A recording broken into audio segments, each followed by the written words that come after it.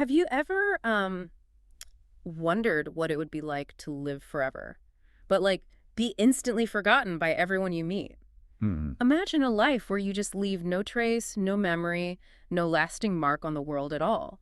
What would that actually do to a person over, say, centuries? It's a fascinating question. Okay, let's unpack this.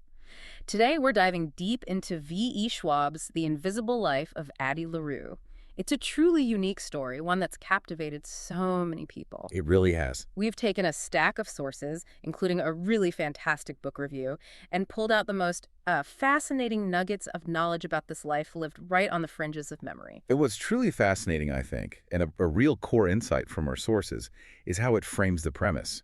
It's not just a fantasy story. No, not at all. It's more a profound meditation on time, art, and honestly, the sheer terror of being unwitnessed. That's a great way to put it. So our mission for this deep dive is to explore Addie's extraordinary journey, these unexpected connections she manages to make, and what the story ultimately tells us about the power of being truly seen, and maybe the ethics of memory itself. Right, how Schwab uses this fantastical setup to get at very human questions about existence and connection. Exactly. Making the impossible feel profoundly real, almost relatable somehow. So our story kicks off in rural 1714 France, and it starts with a truly desperate, almost classic Faustian bargain, doesn't it? It does.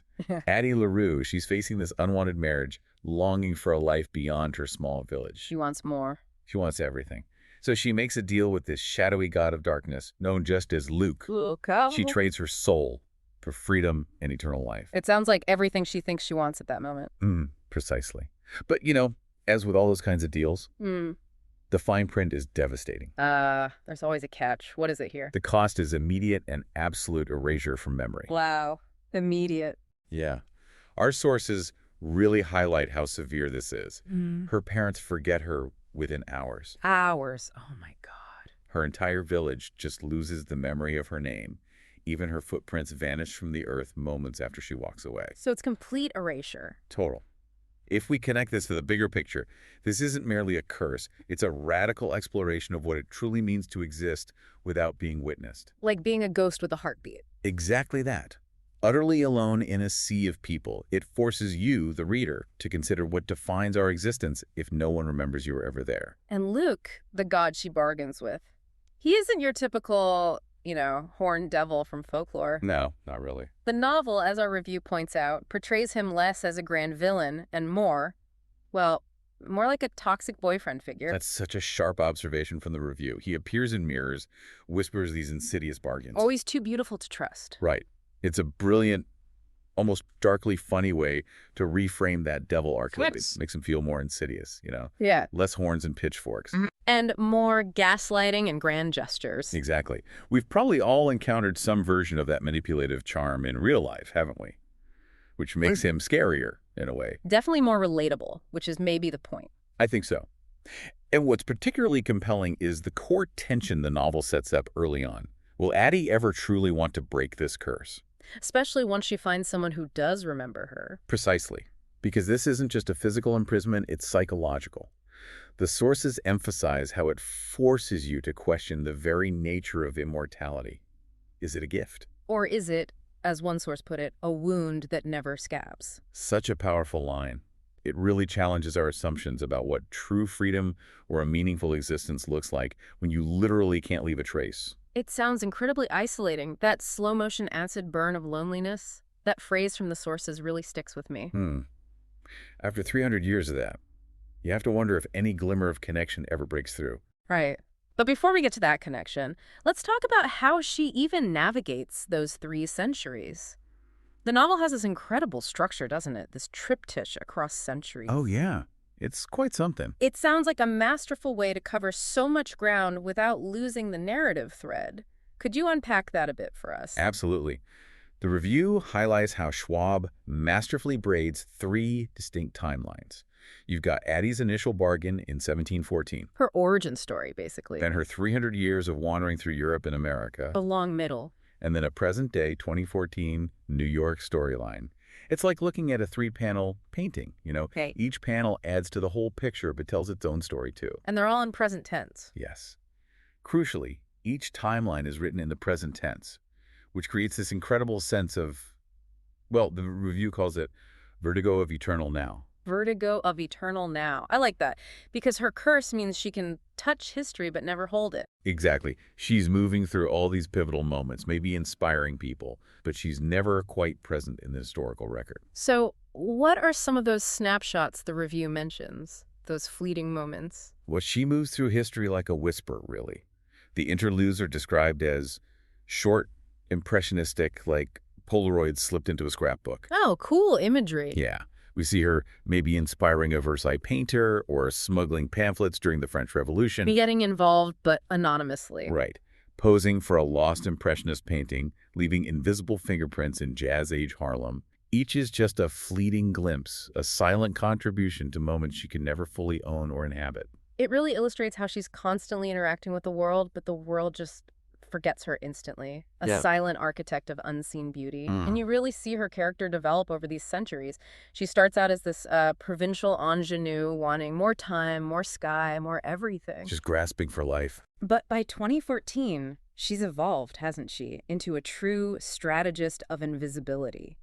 She's learned to adapt, to survive. Oh, absolutely. It's a journey from innocence to, well, cunning, maybe. Yeah, cunning seems right. It is, and it's fascinating to watch. Her superpower isn't just eternal life, it's this adaptive persistence. How so?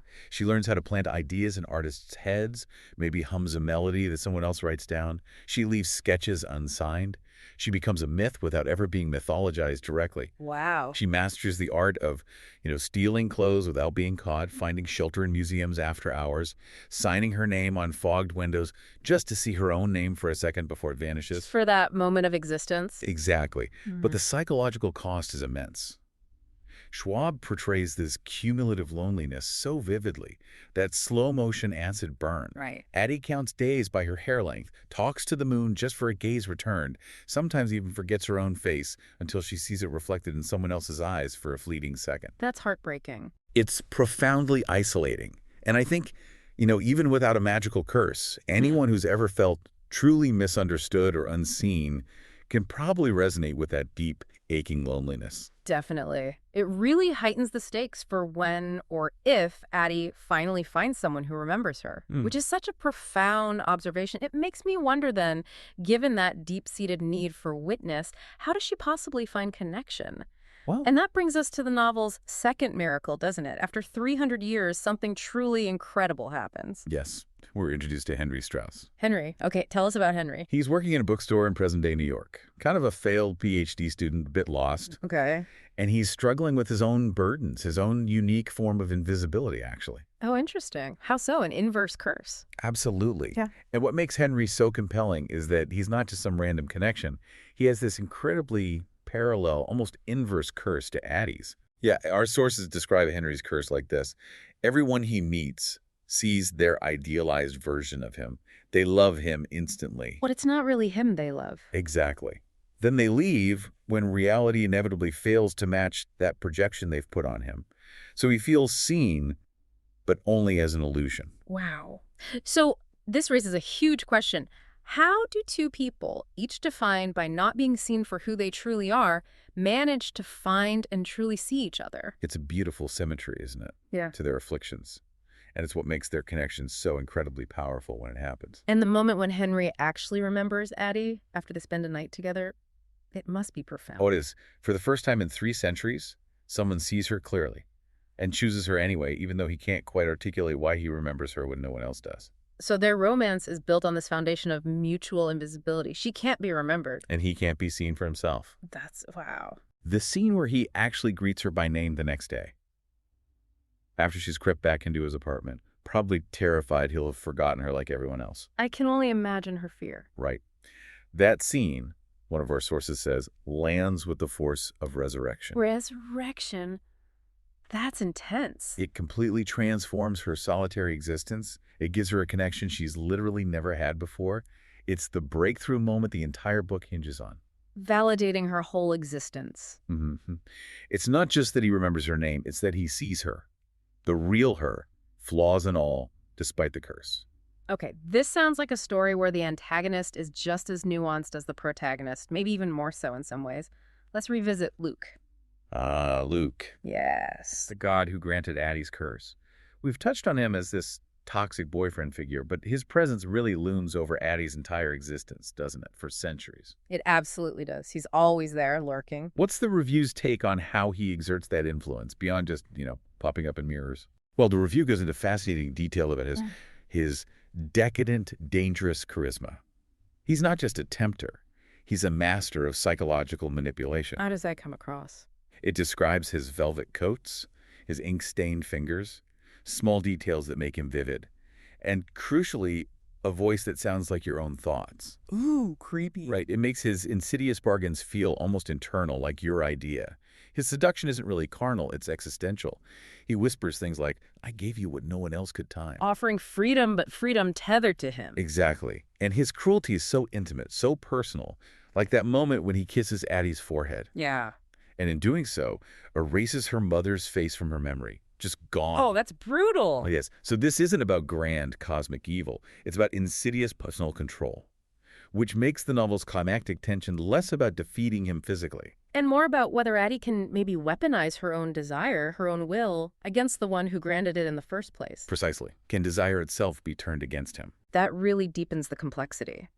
Wow. Okay, so beyond the personal, this story clearly delves into broader, deeper themes, doesn't it? Oh, definitely. Our sources make a powerful point that Addie's curse serves as a metaphor for every erased woman in history. The muses without credit, wives without names, artists without signatures. Absolutely. Schwab, through Addie's story, really seems to indict history's selective amnesia, showing how countless voices and contributions are simply forgotten or never credited. It's a powerful statement about whose stories get told and whose just fade away. It's a crucial ethical consideration the book brings up. Who gets remembered and who decides that? But the novel also celebrates art's incredible ability to kind of smuggle memory forward. How does it do that? Well, Addie inspires things. Maybe a lost Sheely painting, perhaps a forgotten Sappho fragment she once read, even a jazz lyric that survives on a cracked '78 record. Little pieces left behind. Exactly. Each of these artifacts is like a breadcrumb, tangible proof that she existed, even when history itself forgot her. So art becomes Addie's loophole for memory. It's her way to leave behind traces, even if no one remembers her personally doing it. It's a brilliant exploration of how stories, ideas, creations, they can echo through time, even when the creator is lost. That's really beautiful. And that ties into the larger idea that memory isn't passive, it's creative. As the review says, we remember each other into being, one retelling at a time. Remembering as an act of creation. Yes, it's a profoundly powerful message about human connection, about the active role we play in preserving legacies and keeping people alive in our minds and our stories. It's about the ethics of who we choose to remember, isn't it? And how we witness existence even when the world tries to forget. It's a reminder that every act of remembering is, in itself, an act of creation. Powerful stuff. Definitely. And the writing itself, the prose, is something to admire too, based on the review. It describes Schwab's writing as Baroque without Baroque. Huh. I love that description. Me too. Lush but never purple, and salted with modern idiom. That Baroque without Baroque phrase really caught my eye. What do you think the review means by that exactly? It's a fantastic description, isn't it? I think it means the writing is incredibly rich and detailed, full of sensory input. That's the lush quality. Okay. But it's never purple, meaning it doesn't become overly flowery or like self-indulgent just for the sake of sounding fancy. Got it. Keeps it grounded. Right. And it's salted with modern idiom, which makes it feel both timeless and contemporary at the same time. It grounds the fantastical in relatable language. Other examples? Yeah, the sensory detail is often synesthetic, which is really impressive. Like the taste of 1920s champagne is described as gold and gunpowder. Whoa. Or Luke's voice sounds like velvet soaked in gasoline. Wow. Okay. That paints a picture. It does. The cumulative effect is timeless rather than historical. You feel the centuries piling up like dust on a mirror. It's just really rich and evocative, painting this vivid mental landscape without getting bogged down in, excessive historical detail. Now, a good comprehensive review often points out perceived flaws, right? And this one is no exception. It raises a couple of points, like the central love story maybe being a little too neat, or perhaps Luke's redemption, if you can call it that, feeling a bit unearned. What's the review's take on those? That's a fair question. And yeah, our sources do acknowledge those as potential sticking points for some readers, Hmm. especially if you're looking for strict narrative realism or maybe a more complex antagonist arc for Luke. Right. Some readers might want that grittiness. Exactly. Hmm. However, the review quickly pivots to say that focusing too much on those concerns might miss the novel's lyrical heart. Okay. It argues that the story prioritizes that deep, aching question of connection and belonging over, say, strict narrative mechanics. It's less about logical perfection, And more about the emotional resonance. precisely, asking if love can truly rewrite these deathless contracts. And for the review, the answer it finds is profoundly romantic, even if it is maybe a bit neat for some tastes. It chooses to lean into the emotional truth rather than absolute plot consistency. That makes a lot of sense, especially given the emotional core we've been talking about Addie's whole journey. Mm-hmm. Now, the ending of this story, it's a huge part of its impact, right? The final act reveals a pretty significant twist about Henry's ability to remember Addie. Oh, yes, the big reveal. It wasn't just a random loophole in her curse, was it? It was actually a new clause from Luke. Yes, that's right. A new bargain, essentially.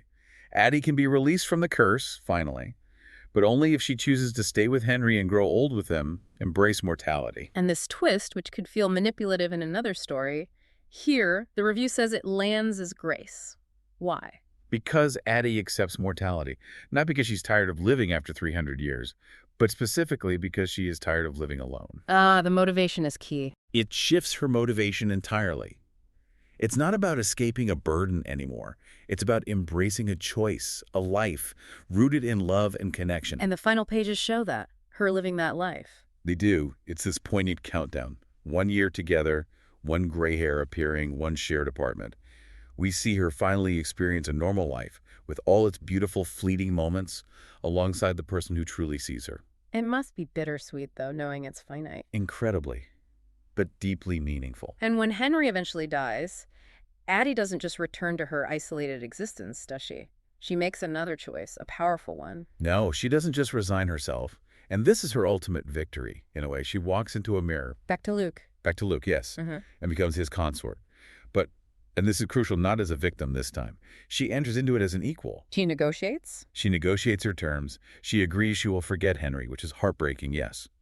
But the world will remember her. The novel ends with a woman, presumably Addie, years later, signing her name in a bookstore guestbook, the ink drying on a name that will not vanish. She finally gets to leave her mark. That's her hard-won triumph.